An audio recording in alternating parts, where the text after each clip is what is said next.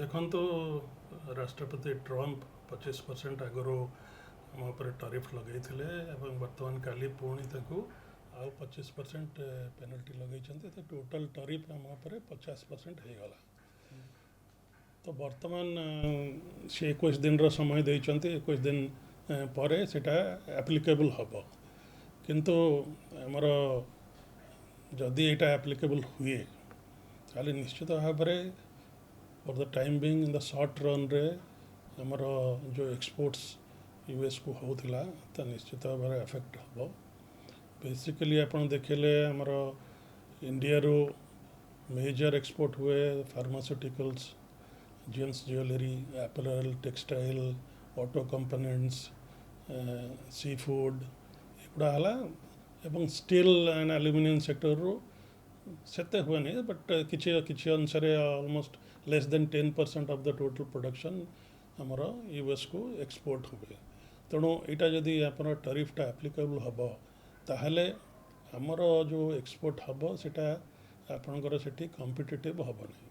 सेठिकार consumer माने जो अन्य देश जो इंपोर्ट होके आसो धरत विएतनाम हो, चाइना हो, इवन पाकिस्तान रे भी 19% लगे, बांग्लादेश मैं सबू देश पर जहाँ तंकर टरिफ लगी सबुठू बेसी आम उपर लगे। तार कारण है सी कहते जे आम रशिया ठारू तेल आमदानी करुचु मैक्सिमम एवं रशियार डिफेन्स हार्डवेयर आम किणुचु। तेणु जेहेतु आम रशिया पर डिपेंडेंट अधिका हो जाऊँ रशिया पर वार जो आमर यूएस ये रेस्ट्रिक्शन लगे तेणु सी आशा करें रशिया उपरे आमर डिपेंडेंसटा कमेवाई। किंतु देखंतु आम इंडिया रे जो डिसीजन निया होची आमर प्रधानमंत्री एवं एक्सटर्नल अफेयर्स मिनिस्ट्री जो डिसीजन नियंती आमर नेशनल इंटरेस्ट उपरे ताहा पर्यवसित होइकी जाइଥାଏ। तेणु से मैंने निश्चित भाव में या तर्जमा करेंगे यार इम्पैक्ट कौन आसो एवं भारतर जो आमर नेशनल इंटरेस्ट कौन आमर एनर्जी सिक्योरिटी रशियार आम विभिन्न जगार तेल इंपोर्ट करुँ खाली रशियार करूँ रशियार अन्य जगार मिडल ईस्ट ईरान विभिन्न जगार आम करुँ। तो आमर कौन आमर इंटरेस्ट कौन दरकार आम से डिसाइड करवा। किंतु एबे जो टरिफ लगे ट्रम्प मु भावुची यहाँ गोटे प्रेशर टैक्टिस हो कारण सी 21 दिन टाइम देइछंती आ भितर आमर भारतर जो माने आमर दूत आमर representative government of India representative जाइकरी यूएस रे ट्रेड डिस्कशन करके आछंती सीनियर ऑफिशियल सब आछंती मासरे अगस्त मासरे इंडिया को ट्रेड डील उपर डिस्कशन करने जदि से ट्रेड एग्रीमेंटा हो गला एवं से किसी म्यूचुअली सेमती बेनिफिशियल डिसीजन निगला ताले ये जिनसर ये जो आमर टरिफर एप्लिकेबिलिटी रही एवं जो भाया आमर बिजनेस आज यूजुअल चलूला चालू रम जब ओडिशा क्षेत्र में देखा ओडिशा रे कौन कौन सेक्टर ए अफेक्टेड हम सीटा जो देखा आम देखो ओडिशार जो सी फूड एक्सपोर्ट हुए प्राय 90% आमर सी फूड यूएस को एक्सपोर्ट हुए। तेणु सहीटा निश्चित भाव में आमर एफेक्टेड हम अमेरिका रे सेटा आमर कॉम्पिटिटिव हो पार कंज्यूमर मान को अधिका प्राइस रे मिल। तेणु आम अन्य देश जो सांगे जो इंपोर्ट हो कम्पिट कर पारानी। तेणु से निश्चित भाव में एफेक्ट हम से भाया आमर एपरल टेक्सटाइल क्षेत्र में आमर ओडिशा रो भी एक्सपोर्ट होची एवं ओडिशा रो मध्य आपनकर steel producer maximum steel producer aluminium producer Odisha रो तेणु से एक्सपोर्ट करुँच। तेणु यही सेक्टर गुड़ाक विशेष भाव में एफेक्टेड हे ओडिशा रो। तेणु आमको आग को आपरे चिंता करिया पड़ो जे आमर यूएस को जो आम एक्सपोर्ट करुचु तार अल्टरनेटिव मार्केट आमको देखा पड़ो कारण आम कौन सी कंट्री पर डिपेंडेंट हो गले से माने आमर आम भी बिकम प्रोन टू देयर ये कैलकुलेशंस आउ जो आम राष्ट्रपति ट्रम्प जो आमको चाहूँगी गोटे दबाव पकईकि प्रेसर पकईकि आमठू किसी कनसेसन नहीं जिबे जमती से चाहूँगी आमर Indian agriculture sector dairy sector एथिरे से प्रवेश करने को चाहूँगी कहीं यहाँ बहुत बड़ सेक्टर जोटा कि आमर भारत सरकार राजी होना तेणु तापर से गोटे ओपनिंग चाहूँगी तेणु ये विभिन्न प्रकार प्रेसर टैक्टिक्स यूज करी से चाहूँगी इंडिया ठारू किसी कनसेसन नापी से जहाँ हो ये मास अगस्ट मसरे आमर जो ट्रेड डेलीगेशन आसवे आसिले आमर इंडियन डेलीगेशन संगे डिस्कसन हम एवं आम आशा करुचु जे निश्चित भाव में यहाँ म्यूचुअली बेनिफिशियल गोटे एग्रीमेंट हम जो थे जो आमर ये टरीफ 50% टरीफटा आप्लिकेबल 21 दिन पर हवा कथा तार दरकार पड़ब नहीं तेणु ये स्थित बर्तमान अच्छी किंतु बर्तमान जदि यही 50% टरीफ लगी रहे आप्लिकेबल हो जाए निश्चित भाव में आमर जो ये सेक्टर कथा कहली जो मैंने यूएस को एक्सपोर्ट करुँच से माने क्षतिग्रस्त हेबे से को अल्टरनेट मार्केट खोजा को पड़े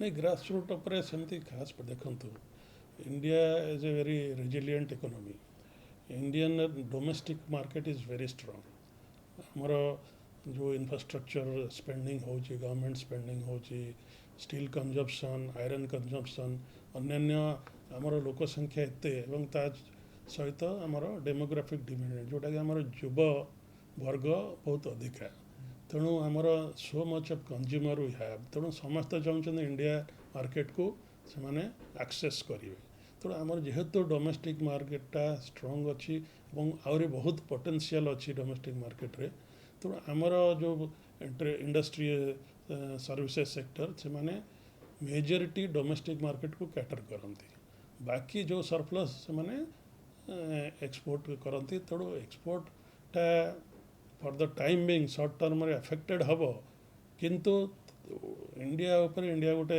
4th largest economy of the world 3rd largest होगा जाऊँगी it's a develop growing economy strong economy तेणु आर लॉन्ग टर्म इम्पैक्ट सेमती खास रहिबो नहीं तो ग्राउंड रे सेमती आमर जो माने चाषी मान भाई मान अच्छा एग्रीकल्चर सेक्टर अच्छा डायरी सेक्टर अच्छा तो पूरा प्रोटेक्टेड कराई तेणु कौन इम्पैक्ट आसो ना खाली एतिकी हम जदि यहाँ एप्लिकेबल हुए ताले आमको आमर जो माने अच्छा प्रोडक्शन लाइन रे जो माने एक्सपोर्ट ओरिएंटेड बिजनेस करती से माने यूएस मार्केट को छाड़ी कि अन्य मार्केट मध्य अच्छी ताको एमाने ताको एक्सेस करिया पड़िबो तेणु से स्वल्प समय आमे आमर इंडिया रो इकोनॉमी स्लाइटली अफेक्टेड हो पारे सर आम जो देखा टेक्सटाइल रहा अन्य जिनस गुड़ा जोटा टैरिफ बसुची किंतु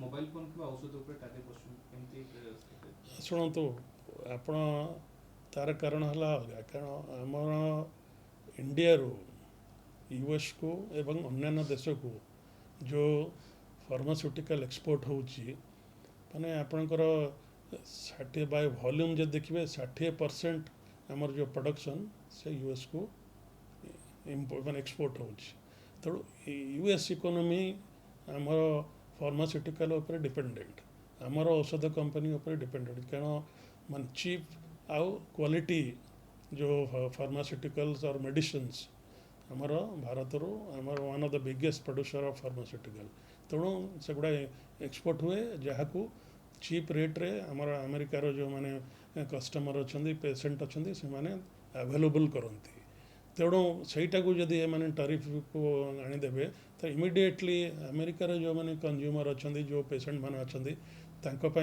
यहाँ अधिका रेट हो सफर करेंगे जेहेतु तांकर इंटरेस्ट अच्छी तेणु से सिलेक्टिवली फार्मास्यूटिकल सेक्टर को छाड़ी देइछन्ति कि जमी मोबाइल जमी आप कहते से कथरे India was one of the major producer of mobile phones after China तेणु यूएस समेत विभिन्न देश को cheap mobile phone India export करुच्ची जो थे कंज्यूमर मैंने बेनिफिट होती किंतु ट्रम्प कहते एप्पल को मना कर तुम जा इंडिया रे प्रोडक्शन करनी कहीं जेहेतु ଏଠି ଅଲରେଡ଼ି ଆମେ India cheap mobile set export କରୁଛି ଏବଂ ସେମାନଙ୍କର ମାର୍କେଟରେ ଆଭେଲେବଲ୍ ହେଉଛି।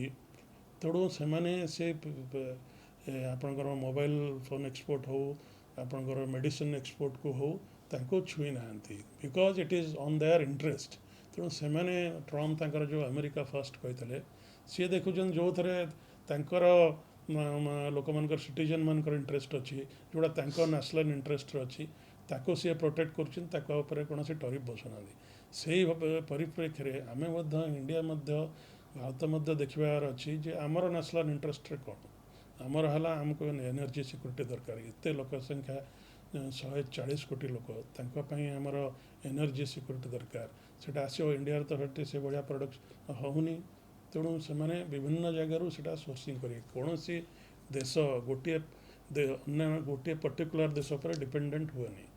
ତେଣୁ ବିଭିନ୍ନ ଜାଗାରୁ ବିଭିନ୍ନ ସୋର୍ସରୁ ସେମାନେ ତାଙ୍କର ଆମଦାନୀ କରନ୍ତି। ତେଣୁ ଖାଲି ରଷିଆରୁ ଆମେ ତ ଇଣ୍ଡିଆ କରୁନାହାନ୍ତି। ରଷିଆ ଛାଡ଼ିଦେଲେ ଅନ୍ୟାନ୍ୟ ଯେଉଁମାନେ ଅଏଲ୍ ପଡ଼ିକି ୟୁଏରୁ କରୁଛନ୍ତି, ଇରାନରୁ କରୁଛନ୍ତି, ଅନ୍ୟାନ୍ୟ ଇଭେନ୍ ୟୁଏସ୍ରୁ ବି କିଛି କରୁଛନ୍ତି।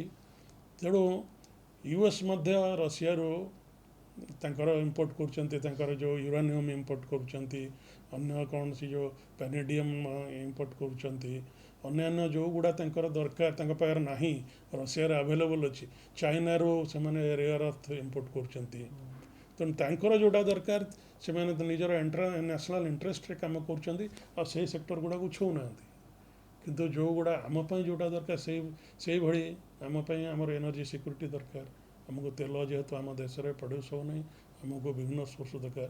ଆଉ ରଷିଆ ଗୋଟେ ହେଲା ଆମର କ୍ରେଡ଼ିବୁଲ୍ ସପ୍ଲାୟର। ଏତେ ଦିନର ଆମର ତାଙ୍କ ସାଙ୍ଗେ ରିଲେସନସିପ୍ ଅଛି। ସବୁ ସମୟ ଅସମୟରେ ସିଏ ଆସିକି ଛିଡ଼ା ହେଉଛି। 1971 ୱାର୍ କୁହନ୍ତୁ, 1965 ୱାର୍ କରନ୍ତୁ, ସିଏ ଆସିକି ଛିଡ଼ା ହେଉଛନ୍ତି। ତେଣୁ ଆମେରିକା ସାଙ୍ଗରେ ଆମେ ଲାଷ୍ଟ 25 ବର୍ଷ ହେଲା ଆମ ରିଲେସନସିପ୍ଟାକୁ ଡେଭଲପ୍ କରିଛୁ। ଆଉ ଗୋଟେ ସେଇ but that is not at the expense of Russia. ଆମେ ଆମେରିକା ସାଙ୍ଗରେ ଆମ ରିଲେସନସିପ୍ ନିଶ୍ଚିତ ଭାବରେ ବଢ଼େଇବା, ସେଥିରେ କିଛି ମନା ନାହିଁ, ଏହା ନିଶ୍ଚିତ ଭାବରେ ସ୍ୱାଗତ ଯୋଗ୍ୟ। କିନ୍ତୁ not at the expense of Russia, ଯିଏକି ଆମର trusted partner since our independence. ସେବେଠାରୁ ଆମର ସୁଖ ଦୁଃଖରେ ଛିଡ଼ା ହେଇଛି।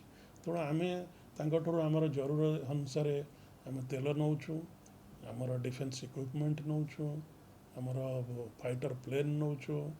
That is on our national interest. ତେଣୁ ସେଇଟା ଆମେରିକାକୁ ବୁଝେଇବାକୁ ପଡ଼ିବ। ଯେତେବେଳେ ଆମର ଟ୍ରେଡ୍ ଡେଲିଗେସନ୍ ଆସିବେ କି ଆମର ସମିଟ୍ ଲେଭଲ୍ ଇଣ୍ଟରାକ୍ସନ୍ ହେବ, prime minister Modi Trump president Trump 1-to-1 discussion କରିବେ, ତାଙ୍କୁ ଏକ୍ସପ୍ଲେନ୍ କରିବାକୁ ହେବ ଯେ ଏଇଟା it is not against US, it is on our interest, national interest. ଆମେ keep our relationship with Russia. Russia ଆଉ ୟୁକ୍ରେନ୍ର ଯୁଦ୍ଧ ସମସ୍ତେ ଚାହୁଁଛନ୍ତି ବନ୍ଦ ହେଇଯାଉ, ଇଣ୍ଡିଆ ବି ଚାହୁଁଛି ବନ୍ଦ ହେଇଯାଉ। ସେଇଟା ପୁରା ୱାର୍ଲଡ ପାଇଁ କ୍ଷତିକାରକ ଚାଲିଛି। ତେଣୁ ସେଇଟା ତାଙ୍କରେ ଆପଣ ଇଣ୍ଡିଆର ଇମ୍ପୋର୍ଟକୁ ଲିଙ୍କ କରିବାଟା ଠିକ୍ ହେବ ନାହିଁ।